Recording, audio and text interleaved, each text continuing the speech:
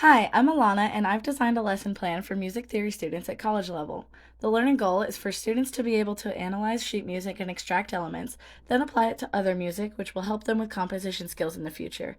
I use constructivist principles for this project. Students use hands-on problem solving to adjust their music based on interacting with existing sheet music and their peers. I've broken this lesson down into 6 smaller steps, which students do in groups of about 5. This aligns with Howard Barrow's problem-based learning theory, as does the first step. They get sheet music from 4 composers' songs, each being well known and a good representation of the composer's style.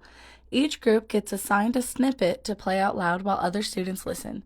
They then identify distinctions in the music and circle elements that add to the composer's style and discuss. The second step lines up with research and reflection in Barrow's theory. We hand out the variation analysis worksheet, which depicts the Reuben and Rachel in Society theme, along with 4 variations matching composer styles. Students play the sheet music, giving them hands-on learning. They analyze the differences between variations in their group, using both analyses from step 1 and 2 to make a musical elements key for each composer. I thought I'd throw in a little constructionism, which should also help them keep track of everything they've discussed. Part 3 is the step of synthesis. Students take the key they made and their analyses to make their own song. This is the step where they have to take all of that information and put it into a tangible piece of music.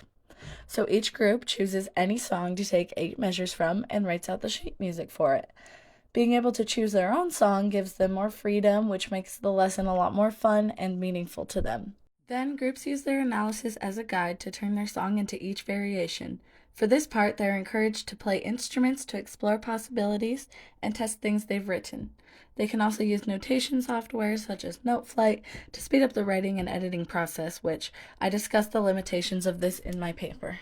Next, students switch their music and peer review. This allows them to collaborate, ask questions, and get ideas.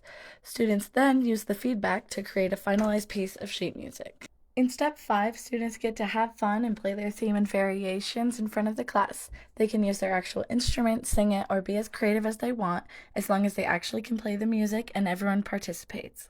After the performances, students get reflection questions to evaluate and discuss.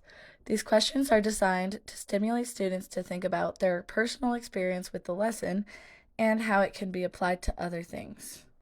I had a lot of fun designing this lesson, and one thing I ended up really liking about my process was using the problem-based learning theory as a guide for my steps. I feel like it made it very cohesive and a well-rounded lesson. One thing I learned is that when designing for learning, I could probably go a little more specific because I realized throughout my project that each of my steps probably could have been their own project.